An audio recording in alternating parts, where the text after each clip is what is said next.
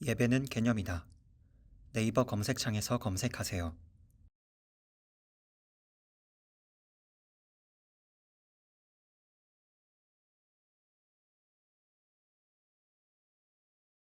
하나님 말씀 오셨습니다. 하나님 말씀 히브리서 10장 38절입니다.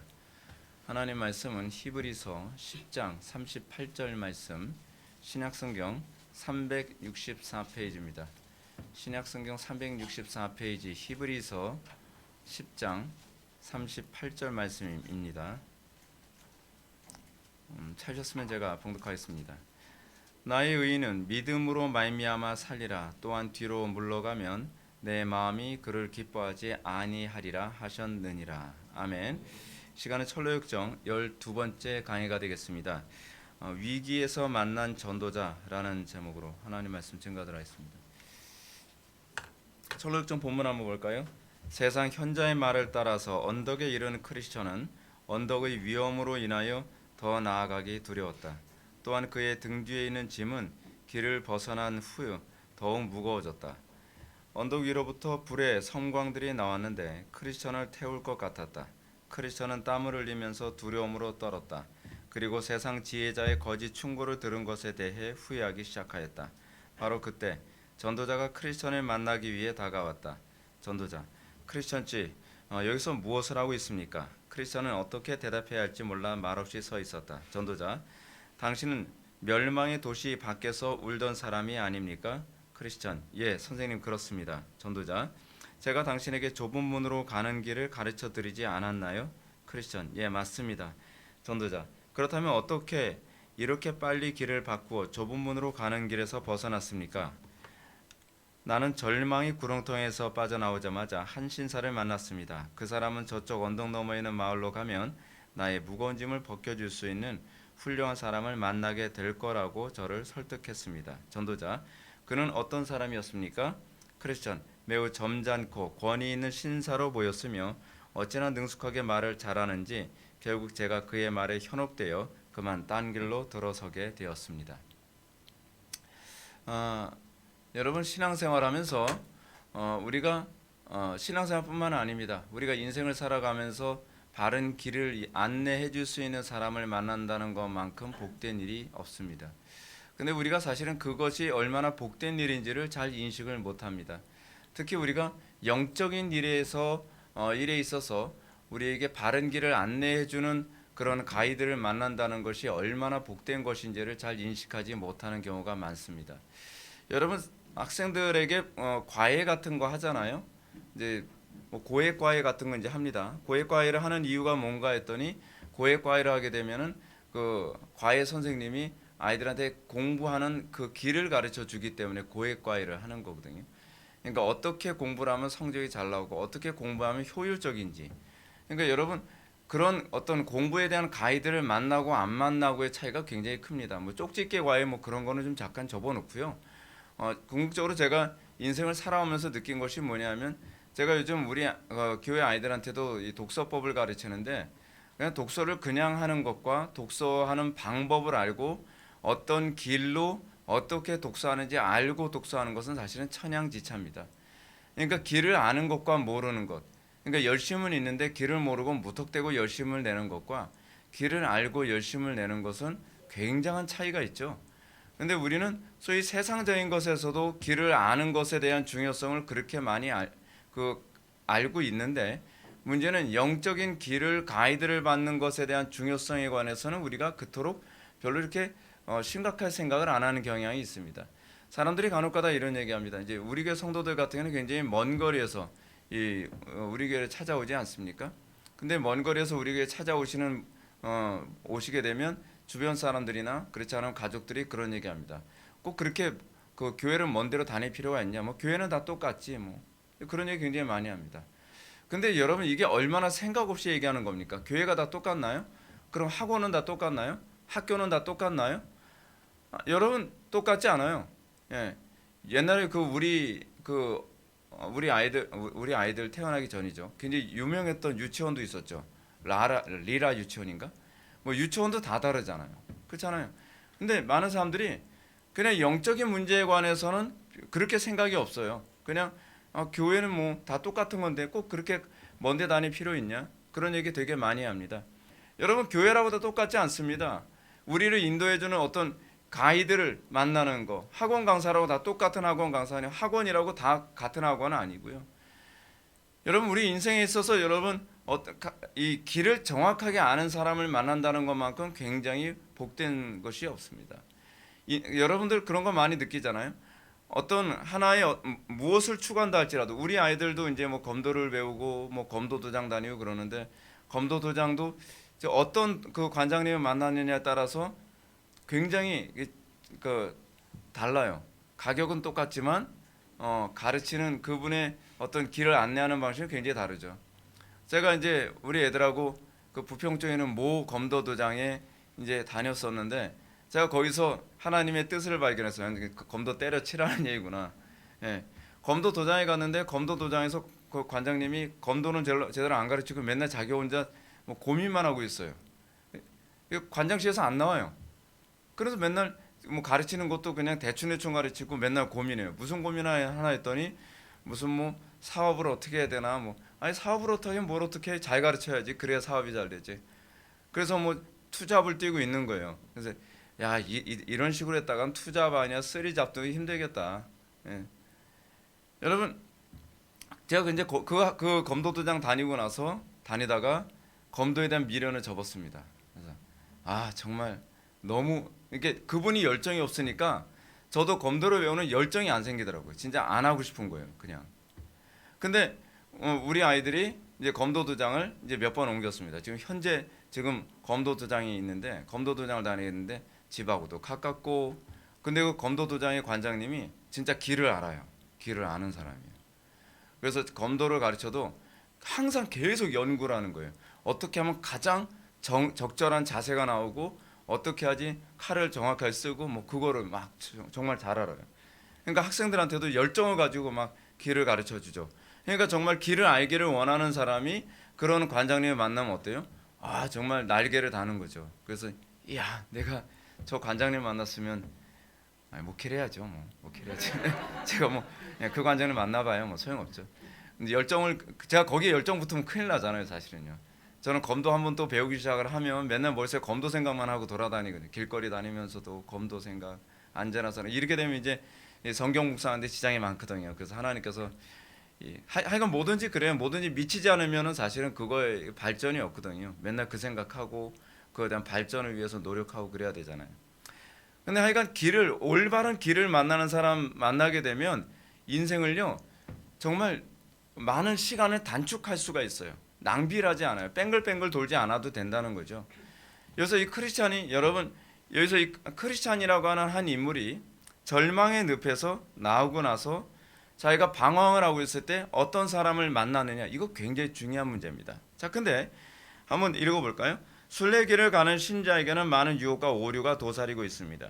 이런 가운데 순례길을 바르게 인도해줄 인도자를 만나는 것은 영적으로 최고의 복입니다. 지난 강의에서 크리스천은 세속 현자라는 거짓 인도자를 만나서 오류를 가게 되었습니다. 여러분, 세속 현자의 특징이 어떤 사람이죠? 정말 가이드를 잘해주는 사람 같은데 사실은 실속이 없는 가이드죠. 정말 가이드를 잘해주는 것 같은데 오류로 인도해주는 가이드죠. 근데 세속 현자가 인도하는 방향은 자력구원을 추구하는 것이었습니다. 인류 역사상 알미니안주의 혹은 펠라기안주의라는 방식으로 순례자들을 미혹하는 가르침이었죠. 여러분, 지금 예나 지금이나 항상 여러분들을 미혹하는 가르침들이 뭐냐면요, 자력구원이에요. 제가 여러분들한테 누누이 말씀드리죠. 기독교 이외의 모든 종교는 다 자력구원을 가르치는 종교입니다. 여러분, 종교가 가지고 있는 특이성을 먼저 기억하십시오. 여러분, 우리가 하나님을 믿는다고 하잖아요. 하나님을 믿는다고 했을 때 그 하나님이라는 용어는 이제는 어떻게 이해하라고요? 신이라는 개념이 있지만 신이라는 개념과 아울러서 같이 이해해야 될 것은 구원자라는 개념이에요. 그래야 여러분들이 내가 무엇이 우상이고 무엇이 우상이 아닌지에 대한 인식이 생겨요. 여러분들에게 있어서 하나님은 과연 무엇입니까? 하게 되면 여러분들에 있어 구원자는 무엇입니까? 라는 말로 이제는 그렇게 인식이 되어야죠. 그렇게 인식이 되어야 돼요. 근데 여러분, 인류 역사는 항상 어떤 거였냐면 나를 하나님으로 삼도록 만드는 가르침이에요. 다. 나를 하나님으로 삼는다는 게 뭘 얘기해요? 내가 구원자 역할을 하는 것. 그것을 우리는 다른 말로 신학적으로 하나님 노릇할 수 있다고 하는 거예요. 몬테소리라고 하는 그런 그 어린이집이나 유치원에서 가르치는 그런 교육이 있죠. 몬테소리 교육이 사실은 목표라는 바가 뭐냐면 네가 너를 구원할 수 있어라는 것을 아기 때서부터 계속 가르치는 거예요. 그래서 몬테소리에서는 아이들한테 선생님의 역할은 그냥 보조해주는 역할이지 가르치는 역할이 아니라고 그렇게 합니다. 몬테소리에서는 항상 그래, 넌 할 수 있어. 네가 모든 걸 다 할 수 있는 거야. 나는 너의 보조자밖에 되지 않아. 그렇게 생각을 만드는 거죠. 그래서 몬테소리 교육을 충실하게 받은 아이들은 누구를 의지하지 않으려고 합니다. 어떻게 보면 어때요? 굉장히 멋있는 것 같죠. 남을 의지하지 않고 스스로 자기가 자기 삶을 헤쳐나갈 수 있다. 이것이 끊임없이 어떤 영화나 드라마, 어떤 그런 대중매체를 통해서 우리들에게 세뇌하는 부분 아닌가요? 근데 여러분, 하와가 미혹을 받은 게 무엇입니까? 네가 하나님처럼 되는 것. 이것이 사실은 창세기 때서부터 지금까지 끊임없이.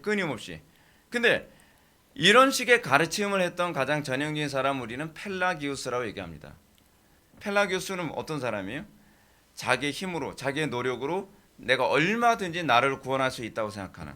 근데 펠라기우스의 가르침이 틀렸다라고 반박을 하고 난 이후에 사람들이 펠라기우스가 이단으로 정죄됐거든요. 펠라기우스하고 누구하고 대립을 했죠? 어거스틴이죠. 아우구스티누스. 이 어거스틴의 일평생 대립각을 세웠던 사람이 바로 펠라기우스입니다. 근데 펠라기우스가 이단으로 이제 정죄된 이후에 사람들은 그럼 펠라기우스처럼 얘기하면 이단이니까 그럼 어떤 식으로 빠져나가요? 반만 믿음, 반만 인간의 의지, 이런 식으로 피해가는 거예요. 그러니까 여러분, 이단이라는 게 뭐냐면요, 이단 정죄 계속하면 내가 이단으로 걸릴 것 같으니까 사람들은 어떤 식으로 나오냐면 이단으로 정죄받지 않으면서 자기 이단적 사고를 펼칠 수 있는 쪽으로 자꾸 가요. 그게 이단들의 특징이에요. 그래서 여러분, 시간이 갈수록은요, 이단이 굉장히 정교해집니다. 근데 이단 교리의 전형적인 특징이 뭐냐면 다 자력구원이에요. 자력구원. 내가 하나님 노릇하는 거. 근데 여러분, 이렇게 생각합시다. 자력구원의 핵심이 뭐죠? 내 힘으로 구원을 받는 거죠. 그래서 자력구원을 추구할수록 사실은 뭐가 주로 없냐면 기도가 없어요. 여러분, 그 신천지 사람들 되게 열정적이잖아요. 신천지는 기도가 없습니다. 대부분 요즘 이단들의 특징이 뭐냐면요, 기도가 없습니다. 기도가 없는데 그 에너지가 엄청나요. 그럼 그 에너지가 어디서 나오는 거죠? 여러분, 이건 분명히 기억하셔야 돼요. 내가 기도하지 않는데 내가 하나님의 영광 위에서 살아가는 에너지가 분출되어져서 나온다? 그럼 그 에너지는 어디 딴 데서 공급되고 있는 겁니다. 이거는 분명합니다. 그런데 정상적인 그리스도인이라고 한다면 내가 기도의 힘이 약해지면 여러분들은 열정도 식고, 그리고 여러분들은 소위 하나님의 영광에서 살려고 하는 그런 힘도 약화되는 것이 정상적입니다. 그래서 아주 정상적이에요. 아주 정상적이에요. 그래서 우리는 기도 많이 하면 영적으로 더욱더 강력해지고, 기도가 적어지면 영적으로 약해지고 디프레스 되는 것이, 이것이 정상적인 겁니다.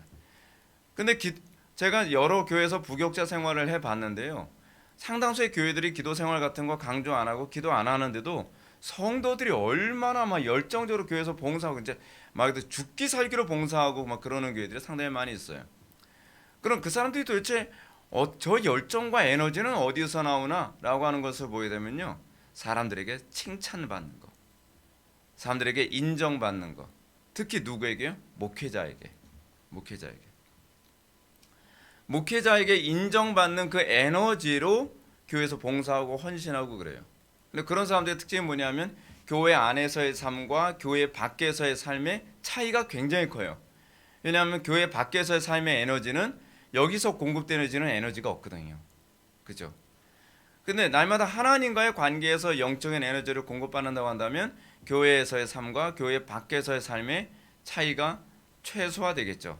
최소화될 수밖에 없겠죠. 그렇죠? 그래서 위선자들의 특징이 뭐예요? 사람에게 보이려고 하죠. 왜냐하면 사람들에게 보이고 사람들에게 인정받고 사람들한테 존중받고 박수받는 것에서 힘을 얻기 때문에 그렇습니다. 우리가 정말 조심해야 될 게 그거예요. 그래서 여러분 항상 그 기독교 이외의 종교는 구원을 나에게서 찾는 것, 그러나 기독교는 구원을 외부로부터 하나님으로부터 찾는 것. 그래서 우리는 구원 얻기 어디에 주의 이름을 부르죠. 주님으로부터 구원을 우리는 추구합니다. 근데 사실은 이 크리스찬에게 다가왔던 이 세속 현자가 크리스찬을 미혹한 것이 그거잖아요. 네 윤리와 도덕적인 힘으로 너를 구원하라. 여러분 얼마나 좋습니까? 여러분 굉장히 매력적이에요. 그럼 다른 사람한테 어떻게 보이죠? 내가 굉장히 도덕적이고 존경받는 인물이 되잖아요. 예를 들어서 제가 옛날에 한동안 조금 잠깐 심취했던 사람 중에 하나는 공자거든요. 공자. 예를 중요시하고 굉장히 폼 나잖아요. 예와 뭐 그런 거. 근데 그렇게 하면서 어떻게 해요? 사람들한테 굉장히 야 인간이 어떻게 저 정도까지 할 수 있을까? 그런 거에 있던 일종의 뿌듯함 같은 게 있죠. 예. 다른 사람들이 따라올 수 없는 그런 경지에 있는 거, 그죠? 거기서 일종의 자부심을 갖는 거예요. 자부심이요. 여러분 그 있잖아요. 옛날에 제가 단전호흡 같은 거 하고 그랬었는데 단전호흡 할 때 사람들이 또 뭐 하냐, 뭘 그렇게 많이 하냐, 뭐 기를 모아서 뭐 공중부양하고 뭐. 근데 공중부양에서 뭐 하죠? 공중부양에서 뭐 득되는 게 없어요. 생각해 보니까 그렇잖아요. 공중부양 같은 것도 해보고 싶었거든요. 근데 생각해 보면 공중부양에서 이득되는 게 없어요. 그렇다고 해서 뭐 공중부양에서 비행기 안 타고 대신 날아간다든지 뭐 그런 것도 안 되잖아요. 예. 왜냐하면 공중부양 위로만 올라가지 뭐 좌우로 이동한다는 소리 못 들어봤거든요. 예. 별로 실속이 없어요. 그냥 기만 빠지지. 근데 왜 사람들이 그걸 추구하느냐? 내가 신처럼 보이게. 거기서 사람들은요 대단한 에너지를 공급받아요. 내가 신처럼 보인다는 거. 여러분 옛날에 제가 이제 가끔 하다가 좀 흥붙으면 얘기하는 사람 있잖아요. 그 최배달이라고 하는 사람. 최배달이라고 하는 사람이 이 무술의 최고의 그 경지에 올라갔다는 사람이잖아요. 일본 가라데. 근데 그 사람이 황소를요. 제가 보니까 한 마리 때려잡은 줄 알았더니 한 마리 때려잡은 게 아니었더라고요. 그 사람 손에 죽어나가는 황소가 50마리예요. 예, 50마리를 주먹으로 때려잡았대요. 그리고 이 뿌리 잘린 황소가 57마리. 예, 그래서 그렇게 많은 황소를 때려잡아요. 100정도 아니고. 그런데 그렇게 하면서 뭐예요? 아니 백정한테 시키면 될 걸 왜 힘들게 주먹으로 때려 죽여요? 예. 백정해 보면 아니 칼 한번 뚝 찌르면 그냥 죽는데 뭘 힘들여? 그 이유가 뭐죠? 내가 신처럼 보이는 거. 그게 인간이 살아가면서 인간이 가장 행복하게 느끼는 영역들이에요. 내가 남들한테 신처럼 보이는 거. 남들이 따라오지 못할 경지에 내가 올라서 사람들이 나를 신처럼 관망하는 것에 대한 그 기쁨. 이것이 인간이 가지고 있는 항상 탐욕이거든요. 저도 은혜 받기 전에는 그거에 대한 어떤 열망이 대단했어요. 진짜. 근데 그 결과는 어떻게 되는가? 점점 참혹해져요. 왜냐하면 인간은 피조물이거든요.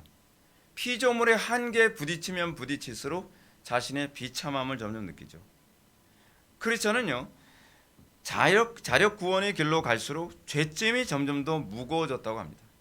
그리고 언덕 위로부터 불의 섬광들이 나왔는데 크리스천을 태울 것 같았다라고 합니다.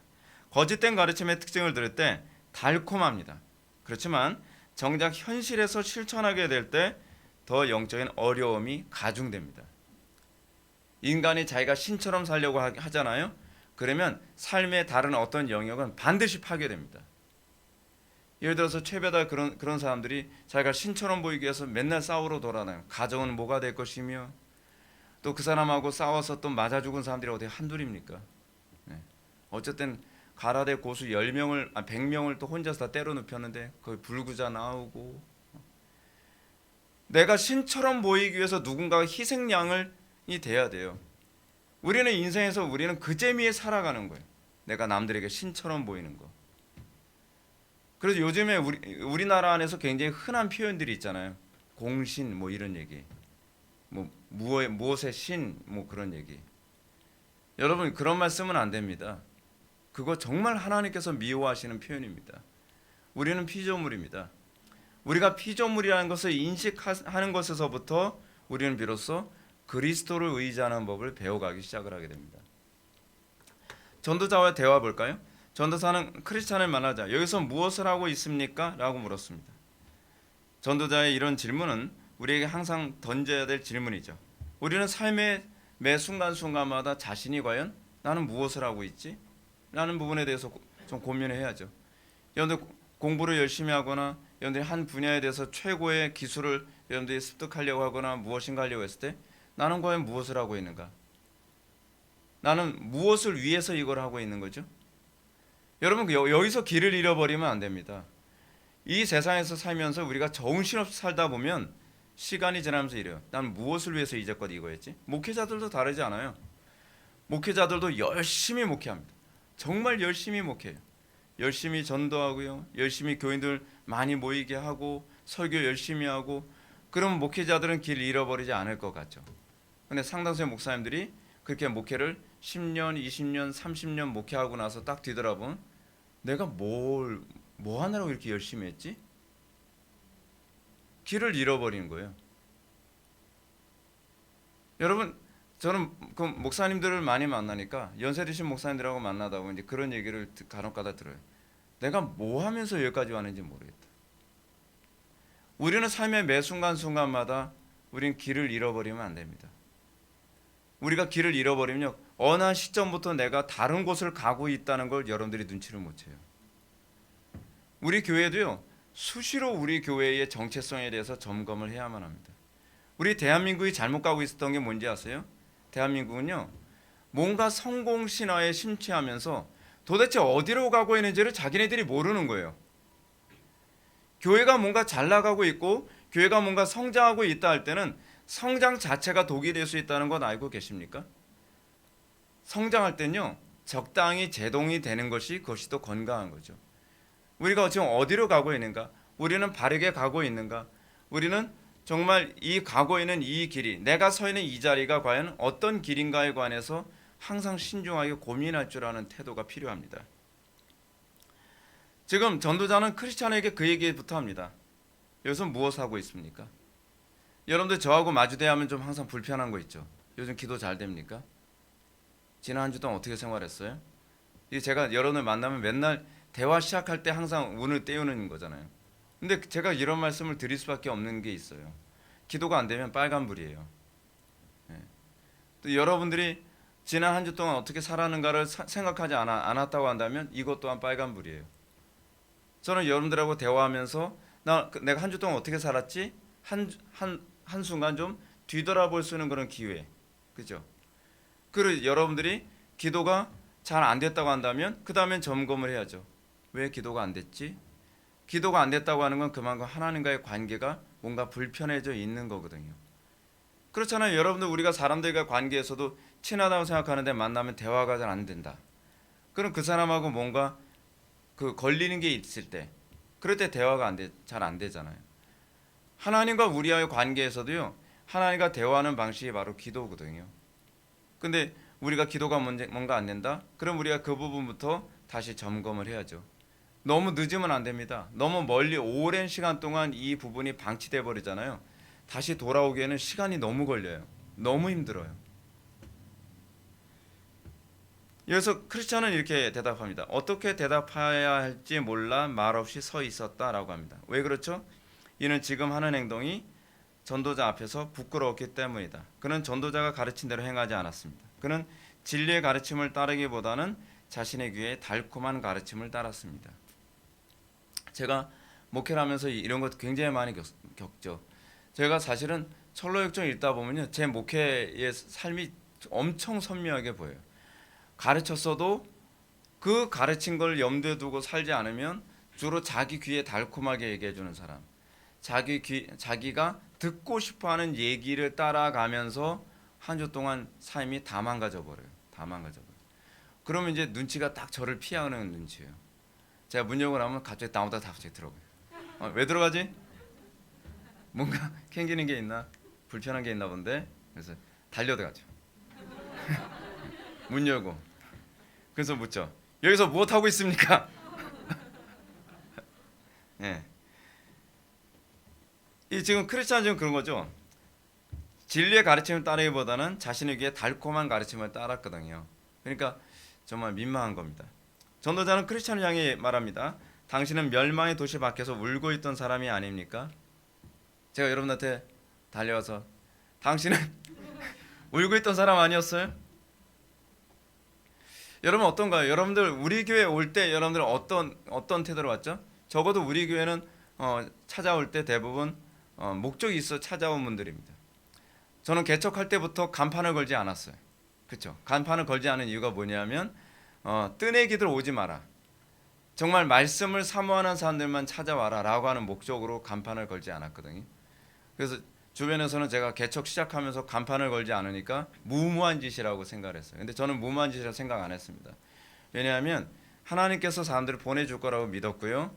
그리고 또 하나는 뭐냐면 정말 말씀을 사모하는 사람들이 교회에 왔을 때 그것이 교회가 될 수 있다고 저는 믿었기 때문에 그렇습니다. 근데 믿음대로 됐어요. 믿음대로요. 믿음대로 그 정말 말씀을 사모하는 사람들이 사방에서 그 먼 거리에서 우리 교회를 찾아오게 됐죠. 근데 여러분들 올 때 어떻게 왔나요? 여러분들 정말 진리에 목말라서 오지 않았나요? 우린 자꾸 올챙이적 시절을 자꾸 까먹습니다. 내가 이 회복의 교회에 찾아올 때는 어떤 이유 때문에 찾아왔었지? 그 먼 거리에 그 불편한 교통을 찾아가면서도 자기가 여기까지 온 이유가 뭐였지? 여러분들이 우리 교회 올 때 그렇잖아요. 멸망의 도시 밖에서 울었던 사람들이 아니었나요? 여러분들이 진리가 없어서 정말 목말라하고 여러분들이 정말 제대로 된 공동체를 정말 사모하면서 우리 교회를 찾아오지 않았나요? 저는 사실 제가 우리 교회에서 목회하면서 기대하는 것이 뭐냐면 그런 사람들이 찾아왔을 때에 그들의 그 니드를 채워줄 수 있는 교회가 되는 것. 저는 그것에 목적이 있어요. 그냥 많은 사람들이 모여 있는 그런 교회가 아니라 우린 간혹가다 그런 교회 있잖아요. 막 그 소문이 무성해. 정말 좋은 교회다. 뭐 목사님 설교가 너무 좋다. 뭐 어떻다. 그래서 그 교회 찾아갔더니 정작 그 소문하고는 거리가 먼. 그 정말 소문하고는 너무나 딴판인 그런 교회를 보면서 실망하지 않나요? 저는 근데 그런 교회가 되지 않기를 바랬어요. 우리 교회를 찾아온 사람들이 정말 성경이 가르치는 그런 하나님의 임재와 하나님께서 기뻐하시는 그런 예배의 모습이 담지되어 있는, 원래 교회는 그렇게 되어야만 합니다. 그걸 위해서 존재해야만 합니다. 많은 사람들이 모여서 그냥 바글바글 대니까 뭐 수천 명 모였다는 것 때문에 목회자가 으쓱해가지고 그렇게 목회라는 것이 아니라 사람들이 왔을 때 정말 하나님을 예배하고픈 사람들의 모임이 되어야 되는 거죠. 여러분 지금 미국이라는 나라가 지금 사탄 숭배자들이 얼마나 지금 심각하게 판치고 있는지 여러분 아시죠? 이번에 그 사탄 숭배하는 어떤 랩 가수가 666 그 운동화를 만들어 가지고서 1,000몇백 켤레를 그 판매를 했는데 2분 만에 다 팔렸답니다. 그 신발을 내놓자마자 그 신발 뒷끝 부분에는 666이 써 있고요. 그 바닥 부분에는 사람의 피를 집어넣어 가지고서 진짜 사람의 피를 넣어서 그 굽을 만들었어요. 나이키 운동화를요. 그 사람들이 막 항의하고 뭐 난리도 아니에요. 근데 여러분 그 정도로 끝나는 것이 아니라 미국에요. 그 뭐더라?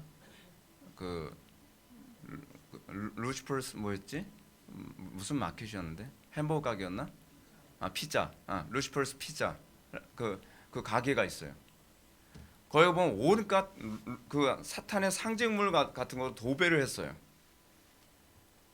그리고 그 사람들은 막 하나님을만 모독하는 것은 아무렇지도 않게 생각해요. 하나님. 그 왜 그럴까요? 왜 점점 세상이 그렇게 돌아갈까요? 왜 점점 온 세상이 하나님을 모독하는 것을 아무렇지도 않게 생각을 하는 그런 구조로 가고 있을까요? 이유는 간단해요. 교회 안에서부터 하나님 모독하는 데 익숙해져 있으니까요. 여러분 예배가 뭐죠? 저는요, 제가 분명히 말씀드리는데 한국 교회가 회복되는 유일한 길은 예배의 회복밖에 없습니다. 사람들 많이 모인다고 해서 한국 교회가 살아나는 것 아닙니다.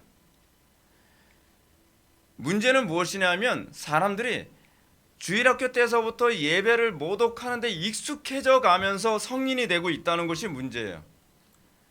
신앙이란 뭐죠? 하나님께 대한 공경이죠. 신앙이란 하나님께 대한 우리의 예의고 사랑이에요. 근데 사람들에게 예배 가운데 하나님께 대한 공경을 가르치지 않아요. 하나님을 모독하고 불경건하고 학교에서조차도 그렇게 하는 것은 상식 이하야라고 하는 것이 교회 안에서는 허용되어지죠. 그렇죠? 뭐 엎드려서 그냥 노골적으로 엎드려서 자는 학생들이 그냥 막 있어도 교회 안에서 그런 건 눈 감아줘요. 불경건하게 행동하는 행동이 나와도 그 부분에서 그냥 눈 감아줘요. 그런 종교는 기독교밖에 없습니다. 그러니까 여러분, 우리가 믿는 하나님을 우리가 그렇게 모독하고 우습게 보는데 익숙해져 있는데 이방 종교인들이 그렇게 하는 거 오죽하겠냔 말이에요.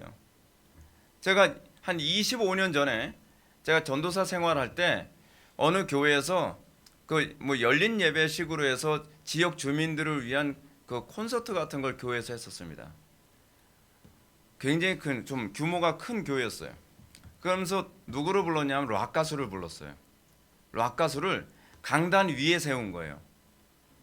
거기서 막 드럼도 치고 막 메탈 음악 막 하고 막 하나님 찬양이 아니라 락큰롤을 막 부를 수 있도록 장을 열어준 거예요.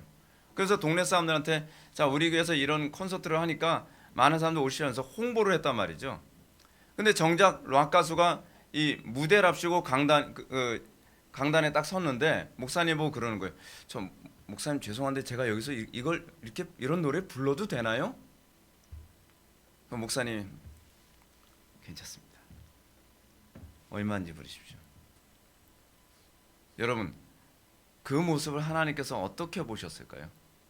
남들이 볼 때 목사님이 굉장히 점잖게 괜찮습니다. 굉장히 신사적으로, 굉장히 성직자 같은 모습으로. 정작 하나님은 그 모습을 어떻게 보셨을까요? 너는 그 모습에 대해서 야단을 쳤어야 돼, 오히려. 근데 너는 그런 사람들을 불러서 그 가정된 노래를, 그 음란하고 세속적인 노래를 하나님의 말씀이 선포돼야 될 강단 위에서 그 일을 하도록 너는 그걸 방치시켜 놓니? 그러지 않겠어요? 그러니 하나님의 이름이 모독당하는 것이 아무렇지도 않게 여겨지는 사회가 돼버리고 마는 거죠. 제3계명이 뭐죠? 여호와 이름을 망령 때 일컫지 말라. 하나님의 이름을 모독하는 자는 죄 없다 하지 아니하리라. 하나님의 이름을 모독하는 자에 대해서 레위기에서는 죽이라고 무조건 얘기하고 있습니다. 이방인이든 유대인이든 무조건 죽이라.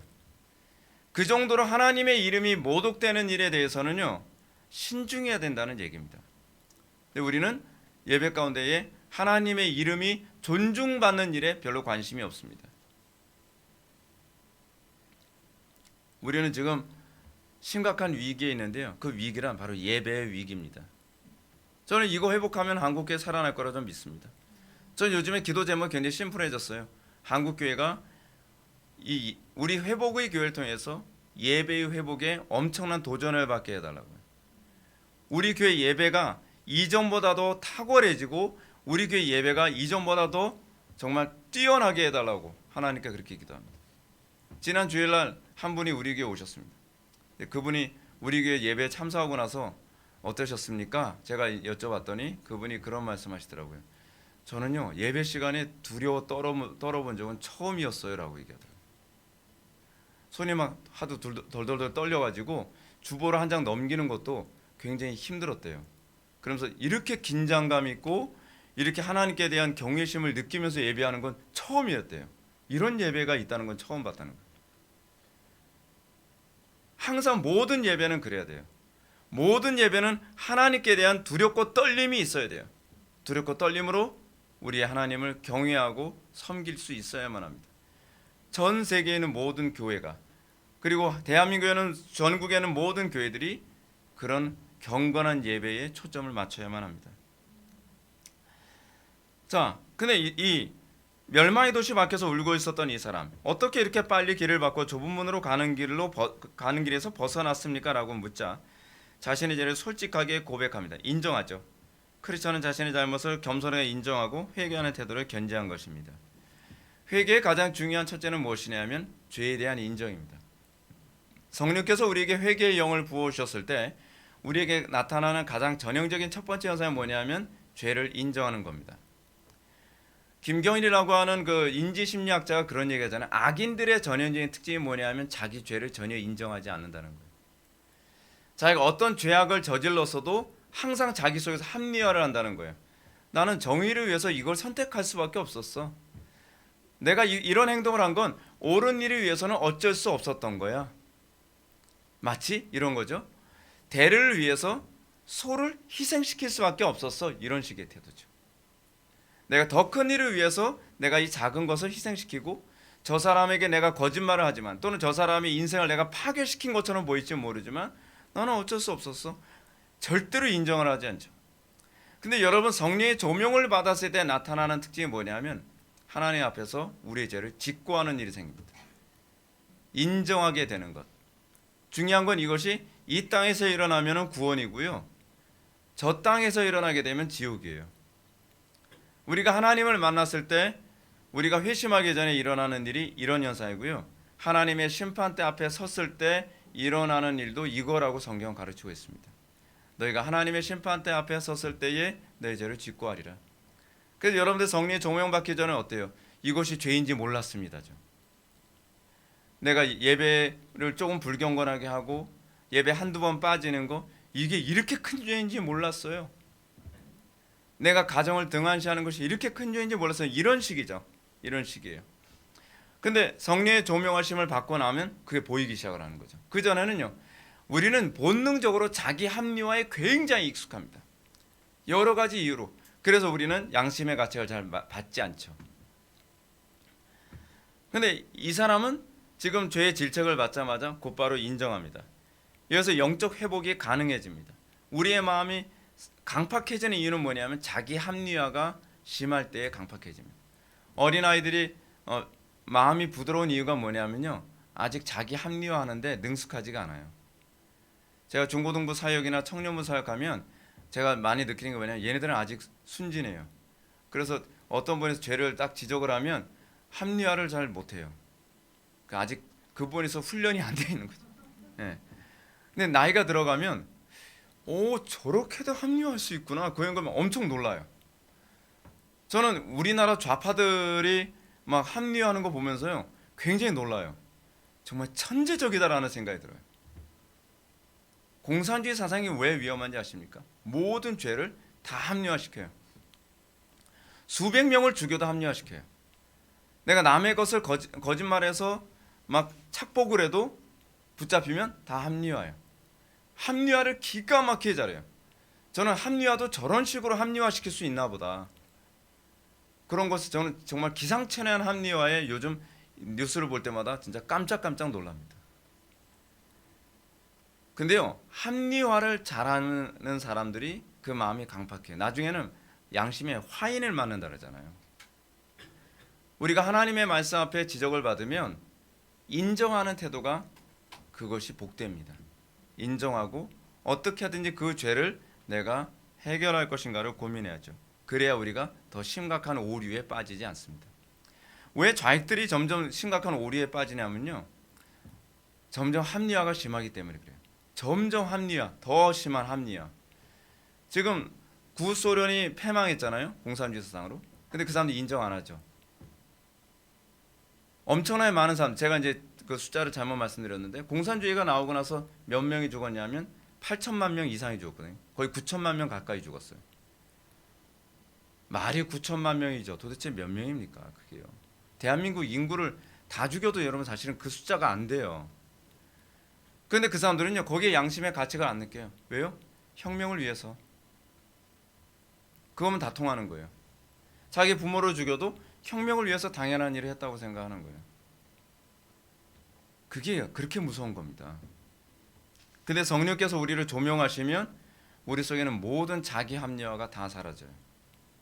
그리고 우리는 하나님 앞에 무릎 꿇고 주여 나는 죄인이로소이다 라는 소리가 나오는 거죠. 베드로가 그랬잖아요. 성경에 나오는 인물들 보게 되면 예수님을 영접할 때 자신에 대한 모든 합리화가 무너지죠. 거기서 신앙이 시작되는 겁니다. 적용을 한번 볼까요? 오늘날 신자들이 오류에 빠지는 전형적인 방식이 여기에 있습니다. 누구나 좁은 문보다는 쉽고 편한 길을 찾다가 오류에 빠지죠. 또는 익숙한 길. 여러분 여러분들이 오류에 빠지는 전형적인 것이 겁니다. 여러분, 저는 여러분들에게 끊임없이 좁은 문을 얘기하잖아요. 근데 좁은 문 누가 좋아합니까? 아무도 좋아하지 않죠. 근데 세상에서는 우리에게 넓은 문도 있다고 자꾸 얘기를 합니다. 사기를 치는 전형적인 방식이 그거잖아요. 사기가 뭐죠? 쉽게 돈 버는 법이 있다. 땀 흘리지 않고 돈 버는 법이 있다. 쉽게 행복하게 사는 법이 있다. 이런 방식을 통해서 점점점 사람이 악해져 가죠. 여러분들이 좀 피곤하지만 바르게 사는 방법이 뭐냐면요. 그냥 정도를 걸으며 살아가는 것이 가장 좋습니다. 예. 쉽게 돈 버는 법보다는 정직하게 돈 버는 법을 추구하고요.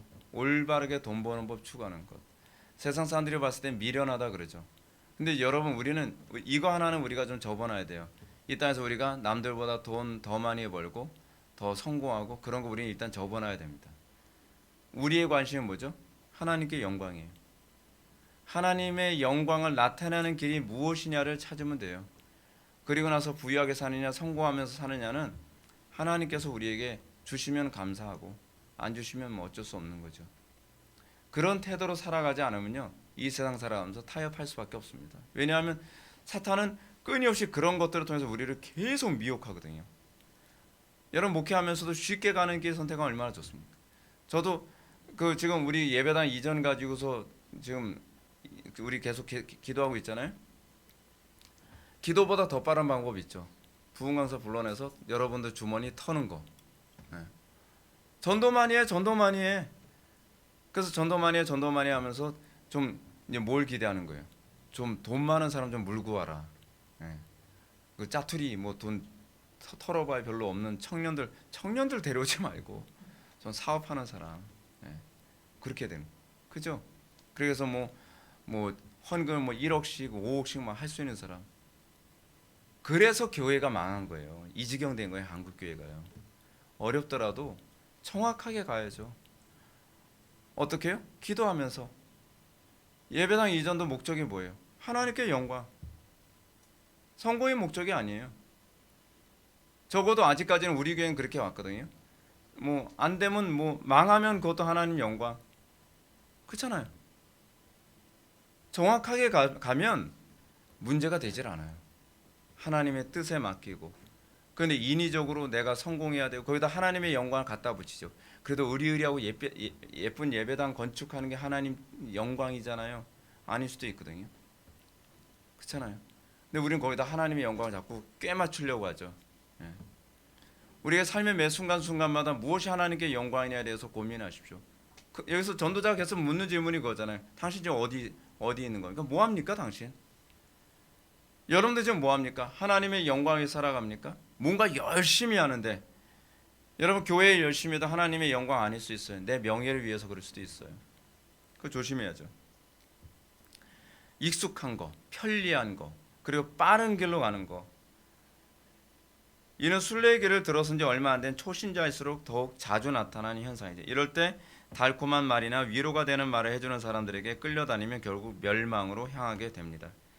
불편하거나 어렵더라도 바른 길로 인도해주는 인도자를 가까이 하는 태도를 견지하는 사람이 복됩니다. 근데 싫죠, 그런 사람들요. 피곤하니까. 어느 시대든지 거짓 목회자들이나 거짓된 설교자에게로 인도하는 자들은 누구보다 사람들이 듣고 싶어하는 말을 잘 아는 사람들입니다. 신기하죠? 전도하라 이렇게 아무리 여러분한테 얘기해도 여러분 전도 잘 안 하잖아요. 근데 설교 정말 맨날 강단에서 이상한 소리 하는 그런 교회에서는요, 교인들이 전도를 얼마나 막 열심히 하는지 몰라요. 거의 어떤 교회는 정말 복음이 없는데 강단에서 막 음란한 소리나 함부로 막 하고 강단에서 신성 모독적인 말을 함부로 하는 그런 교회인데도 불구하고 교인들이요 진짜 죽기 살기로 전도를 해요. 죽기 살기로 자기 주머니 털어가면서. 왜 그럴까요? 하나님께 영광이 아니라 자기가 거기서 그걸 통해 명예를 얻고 자기가 그걸 통해서 사람들한테 누군가에게 칭찬을 받고 누군가에게 내가 경건하다는 그런 그 주목을 받는 것, 그것을 통해서 자기 상을 추구하는 거죠. 그러면서 교회가 그렇게 타락해 가는 거죠. 지금 오늘날에도 그렇잖아요. 사람들끼리 달콤하게 해주는 교회에 있는 교인들은 우리 교회 목사님 한번 만나봐. 인도하죠. 왜요? 자기 귀를 달콤하게 해줬거든요. 거기에 많은 사람들이 미혹되죠. 그래서 배나 지옥 자식이 됩니다. 전도자가 말씀으로 크리스찬의 죄를 깨닫게 하여 그를 괴롭게 하는 것은 그의 양심을 부드럽게 만드는 작업입니다. 왜 강단에서 끊임없이 죄를 지적할까요? 그 마음을 부드럽게 하는 방식이기 때문에 그렇습니다. 크리스찬의 양심을 깨어있게 하여 성령의 미세한 음성에도 작용하도록 만드는 거죠. 사도 바울은 고린도 교회를 향해서 강력한 책망의 편지를 통해 그들로 근심하게 만들고 결국 회개하게 하였습니다. 강단 설교가 궁극적으로 목표라는 바는 여러분들이 고민하게 하는 데 있습니다. 여러분들의 심령의 상태에 대해서 점검하게 만드는 데 있습니다. 왜냐하면 여러분들의 심령의 상태를 점검하는 것은 지금밖엔 기회가 없거든요. 하나님의 심판대 앞에 섰을 땐 그때는 이미 끝납니다. 그러니까 전도자는, 목회자들은 끊임없이 해야 되는 것이 뭐냐면 여러분들 심령 상태를 계속 점검해서 나의 문제가 무엇인지, 내가 정말 하나님 앞에서 어떤 상태인지를 끊임없이 돌아볼 수 있는 기회를 제공해야만 합니다. 그러면 우리를 미혹하여 오류에 빠지도록 하는 사람들의 특징을 한번 볼까요? 세속 현자의 특징 보겠습니다. 번연은 절망의 늪에서 빠져나오자마자 친절하고 현명한 모습으로 크리스천을 오류로 인도한 세속 현자의 특징을 다음같이 말해줍니다. 그 사람은 매우 점잖고 권위 있는 신사로 보였으며 어찌나 능숙하게 말을 잘하는지 결국 제가 그의 말에 현혹되어 그만 딴 길로 들어서게 되었답니다. 라고 했습니다. 여기서 세속 현자의 외적 특징 두 가지를 한번 보면요. 첫째는 어때요? 매우 점잖고 권위 있는 신사로 보였다는 것입니다. 여러분들 이거 조심하셔야 됩니다. 지금 한국교회 안에서도 지금 교인들을 오류로 빠지게 만드는 그런 설교자들 많죠. 정말 많습니다. 강단의 설교자들 굉장히 점잖게 얘기합니다. 분노하듯이 얘기하는 법 없어요. 얼마나 젠틀하고 얼마나 지적으로 설교를 하고 가르치는지 모릅니다. 그런데 정작 이 사람들이 인도하는 건 막 공산주의 그런 거에 대해서 막 긍정적으로 얘기하고요. 그리고 자유주의 신학에 대해서 굉장히 긍정적으로 얘기하고요. 그 사람들 다 한국 교계에서 존경받는다고 하는 분들이었어요. 근데 정작 사회가 지금 완전히 좌파로 물들어가고 막 동성애라든지 그렇지 않으면 사회주의 사상에 대해서 말하면 박수 쳐주는 그런 사회적 분위기가 되니까 그 사람들의 실체가 드러나기 시작을 하죠. 적극적으로 절대로 반대 안 합니다. 그리고 공산주의적인 그런 모임 단체를 지원해주고, 제가 노골적으로 이름 얘기 안 해도 여러분들은 아시죠? 그런 분들이 지금 한국 교계의 소위 영적 지도자라고 했던 분들이에요. 지난 1970년대에서부터 80년대, 70년대, 80년대에서부터 그 한국 교계의 영적 지도자라고 하면서 지금 원로가 되신 분들 중에 거의 상당수가 지금 그런 분들이에요. 지금 아주 심각하죠. 심각합니다. 근데 그분들의 특징이 뭐냐면 매우 점잖고 권위 있는 신사로 보입니다. 말요 절대로 흥분하면서 얘기 안 합니다. 네. 성도들이 예배 시간에 딴짓거리하고 막 그래도 많이 피곤하신가 봅니다. 그냥 이렇게 많이 피곤해 보이십니다. 그렇게 얘기할 수 없죠. 하나님의 이름이 모독당하고 예배가 그렇게 모욕당하고 있는 그런 가운데서도 이 사람들은 신사다운 그런 젠틀함을 절대로 흐트러뜨리지 않습니다. 왜요? 그것이 자기 이미지니까. 그게 일종의 마케팅이니까요. 교회 안에서 사람들을 오리로 인도하는 세속 현자들의 특징은 매우 점잖고 권위 있는 신자로 보입니다. 그리고 굉장히 도덕적이기도 합니다. 그리고 누가 보더라도 거의 완벽주의자 같은 그런 모습을 보이기도 합니다. 그는 말과 행동이 매우 세련된 사람입니다. 누가 보더라도 아주 점잖아 보입니다. 뿐만 아니라 그는 지식이나 세상적 지위에서 권력과 힘이 있는 사람이라고도 합니다. 소위 성공한 사람일 경우가 많죠. 그렇죠? 사회적으로 재력이 있고 학위도 많고 그리고 잘생기고 그리고 말도 굉장히 세련되게 하는, 그리고 유머도 굉장히 센스 있게 유머를 구사하죠. 그래서 누가 보더라도 굉장히 매력적인, 근데 실제로 하나님의 관점은 아닐 수도 있죠. 그리고 실제로 영혼들을 바르게 인도할 줄 모르는, 제가 굉장히 좌익적 사고를 표방하는 그런 목사님이 철로육정 강해하는 걸 제가 가만히 보면서 이런 생각을 했습니다. 저분은 도대체 왜 철로육정을 강해할까? 성도들을 순례의 길로 인도하지도 않는 분인데 그렇잖아요. 저는 굉장히 그 장면을 보면서 굉장히 혼란스러웠어요. 철로역정을 강해할 땐요 성도들이 순례길에서 오류에 빠지지 않고 끝까지 바른 길을 가도록 인도하기 위해서 우리의 신앙의 선배들은 철로역정을 그렇게 설교를 했던 거거든요. 근데 정작 그런 길로 인도하지도 않는 목회를 하시는 분이 왜 철로역정을 강해를 할까? 이유가 뭘까요? 프로그램이죠. 그냥 프로그램인 거예요. 이것이 요즘에 하나의 또 트렌드처럼 돼버렸으니까. 참고로 유튜브로 철로역정 설교 제가 처음 시작해요. 제가 오리지널이에요. 제가 원조입니다. 네. 두 번째, 말을 능숙하게 잘하는 사람이죠. 이들은 외적으로 누가 보더라도 신뢰할 만할 뿐 아니라 말도 아주 논리적이고 신뢰감 있게 하는 사람입니다. 무엇보다 세상적 성공과 훨씬 편하고 빠른 지름길을 제시한다는 점에서 굉장히 쉽게 사람들을 설득할 수 있죠. 저렇게 젠틀하고 그리고 사회적으로 성공했다고 하는 사람. 여러분 일단은 성공했다고 하고 또 젠틀하고 그리고 굉장히 세련되게 말을 하는 사람이 하게 되면 정말 여러분 혹하게 되지 않나요? 세바시라고 하는 거 있죠. 그리고 요즘에는 어떤 그 사회적 명사들, 소위 성공했다는 사람들이 앞에 나와서 이렇게 연설하는 케이스가 굉장히 많이 있잖아요. 근데 그 사람들한테 굉장히 많은 사람들이 막 매혹됩니다. 매혹되는 이유가 뭐냐면 1차적으로 그 사람들이 이게 설득의 심리학이 나오거든요. 일단은 성공했다라는 것 자체만으로도 회중들을 이미 설득이 된 거예요. 공인됐다고 생각을 하는 거죠. 두 번째는 뭐냐면 그의 말투나 억양이 굉장히 세련되게 되면 사람들은 저 사람을 신뢰할 수 있다라고 생각을 합니다. 그래서 방송국 아나운서들처럼 정확한 발음과 발성을 사용해서 말을 하게 되면요, 대부분 사람들은 거기에다 공감을 한다 그럽니다.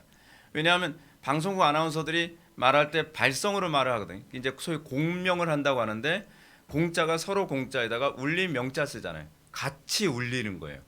그래서 내 소리를 통해서 상대방의 내장을 울리면서 거기서 공감대가 형성이 된대요. 그래서 발성으로 말하는 것이 굉장히 설득력이 있다 그럽니다. 그런 모든 사람들을 설득할 수 있는 센스 있는 조건을 가진 사람이 오류로 인도했을 때 오류라고 생각하기 힘들겠죠. 네. 왜냐하면 우리가 그렇게 살기를 소망하고 있거든요. 나도 저 사람처럼 정말 성공한 사람처럼 살고 싶고 나도 저렇게 세련되게 살고 싶은 것에 이미 자기가 설득되어 있기 때문에. 근데 성경이 우리들에게 가르치는 건 그렇지 않잖아요. 십자가의 길이고 고난의 길이고 의로 인해서 핍박받는 길이고 애통해야 하는 길이고 날마다 기도하지 않으면 갈 수 없는 길이니 누가 굳이 그거를 따르려고 하겠냔 말이죠. 그래서 이 길은요, 믿음이 아니면 갈 수 없는 길이에요. 신자의 길은요. 적용 볼까요? 김홍만 박사는 이런 전도자의 문제를 오늘날 심리적 상담을 해주는 사람들과 관련하여 다음과 같이 지적합니다. 전도자는 죄에 대해서 적당히 간과하지 않았습니다.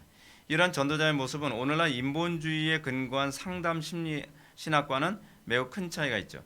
인본주의 상담학은 죄를 가볍게 보며 죄로 인한 양심의 부담을 회개 없이 덜어주려 합니다. 이런 상담들은 그 영혼을 치료하지 못합니다. 심각하게 병드는 환부를 수술하지 못하고 그러면서도 환자가 마치 병이 다 나은 것처럼 착각하며 살게 만듭니다. 김호만 박사의 지적은 매우 적절하죠. 오늘날 교회 안에 흔히 나타나는 심리적 상담은 성도들로 하여금 죄와 싸우는 데 무능하도록 만들었습니다. 심리적 상담 받게 되면 여러분 굳이 죄와 싸울 필요가 없잖아요. 신학교에서도 그 커리큘럼 중에 상담 심리학이라고 하는 그 과정이 있습니다. 그러니까 신학교에서 심리학을 배워요. 발달 심리학도 배우고요, 상담 심리학 배우고 청소년 심리학도 배우고 그래요. 근데 심리학을 제가 목회를 하고 제가 청교도 서적을 제가 여러 권을 제가 보면서 느끼게 된 게 뭐냐면 심리학이 필요가 없더라고요. 가장 탁월한 심리학 책은요, 성경이에요. 인간의 의식의 흐름을요, 청교도들만큼 정확하게 간파하고 해석한 사람들이 없어요. 심리학은 오류가 상당히 많거든요. 그 이유가 뭐냐면 전제부터가 틀려 있거든요. 그러니까 프로이트 같은 사람들이 생각하는 인간의 그 문제를 죄에서 찾지 않고 인간에게서 욕구의 문제에서 찾는단 말이에요. 인간의 타락이라고 하는 것을 인정하지 않아요. 여러분 항상 어떤 것을 해석할 때는요 전제가 중요합니다. 그래서 모든 학문을 할 때요 어떤 결론을 도출했느냐가 아니라 그 결론을 도출한 그 전제가 무엇이었나를 봐야 됩니다. 근데 프로이트의 문제는 무엇이냐면 인간의 죄의 문제, 인간의 어떤 가정의 문제, 삶의 문제, 오류의 문제를 욕구 불만으로 찾았다는 거죠. 발달 심리학에서 이제 그렇게 얘기를 하죠. 근데 대부분의 심리학이 인간의 타락을 인정하지 않죠.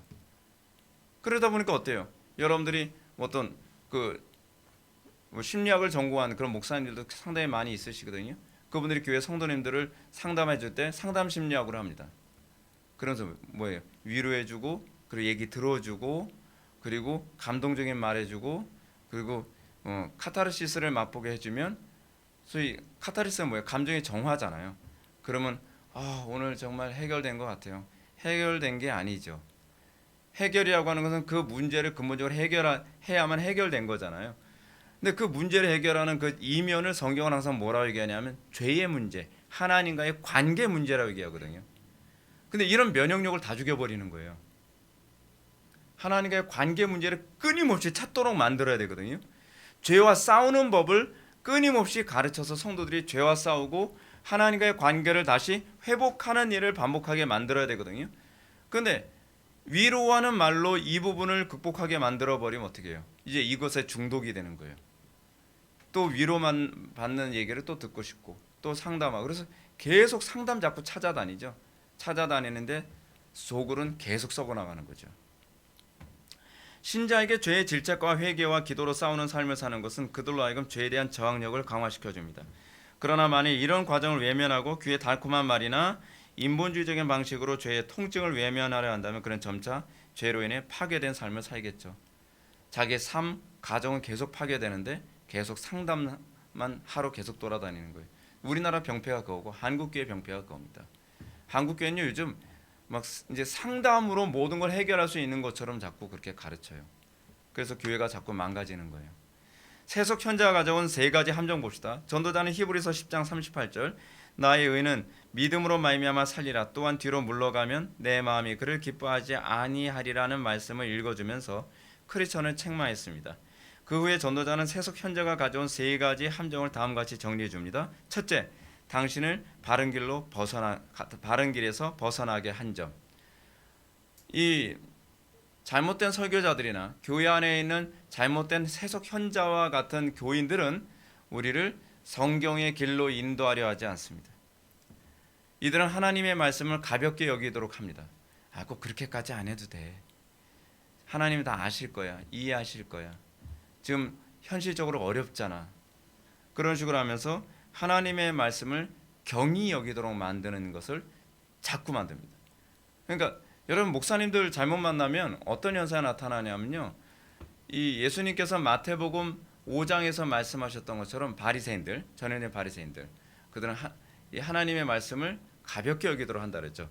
마태복음 5장에서 그 워딩을 그대로 한번 읽어볼까요? 5장 10몇 절이었죠. 바리새인들이나 사두개인들의 문제점을 예수님께서 산상수훈에서 이렇게 말씀하시죠. 19절.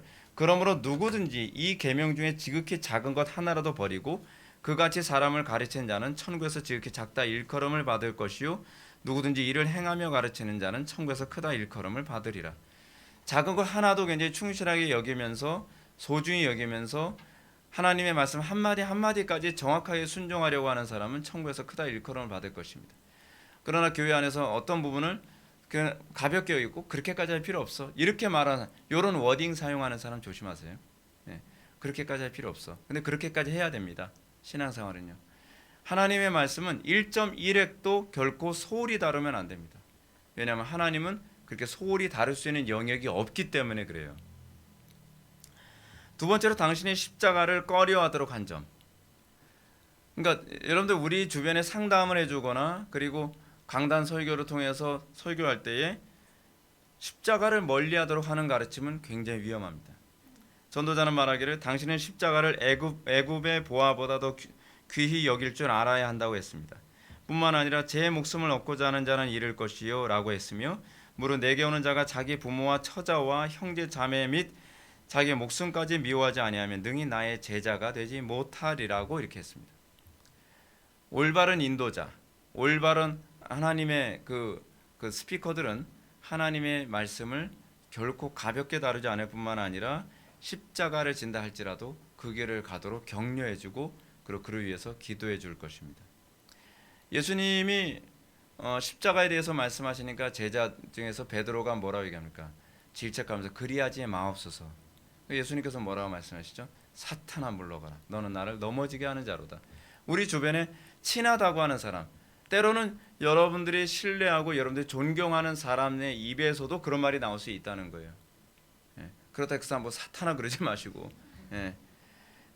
근데 그런 부분이 여러분들이 듣기에는 여러분들을 위로해 주는 것이고 여러분들의 마음을 편안하게 해주는 것처럼 보이지만 여러분들의 부모든 또는 여러분들의 지인이든 가장 가까운 신앙의 동료든 그런 말을 했을 때 그 말을 하는 그런 마음은 이해해 주시고 그것을 받아들이면 안 됩니다. 안타까우니까 그런 말을 해줄 수 있어요. 근데 그런 사람한테 사탄아 물러와라. 그러면 이제 완전 원수되죠.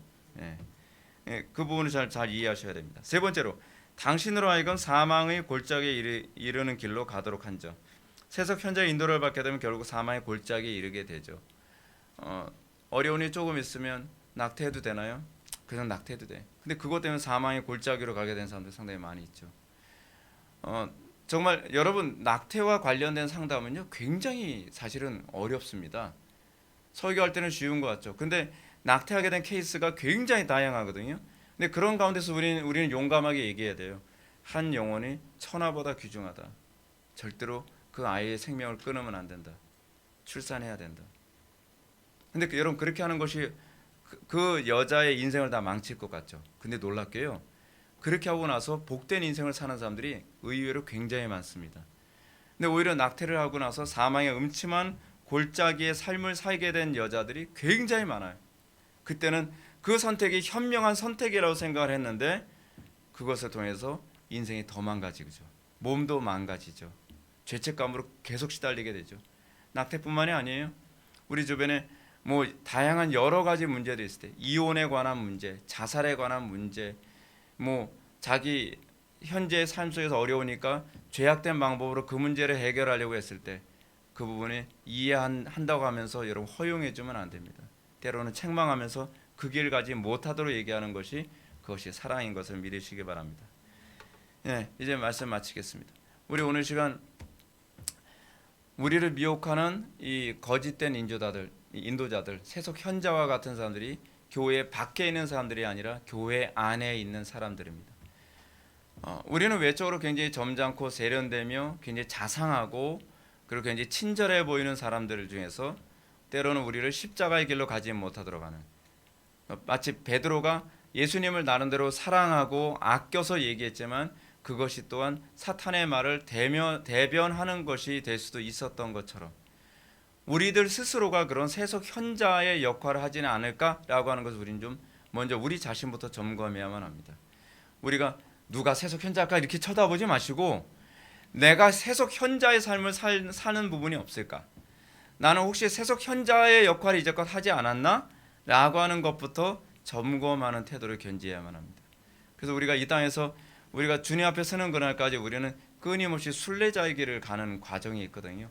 서로가 어렵더라도 올바른 길로 안내해주고 인도해 주셔서 우리가 영원한 천성까지 도달하는데 우리가 승리할 수 있는 저와 여러분들 되기를 주님의 이름으로 축원합니다. 기도하시겠습니다.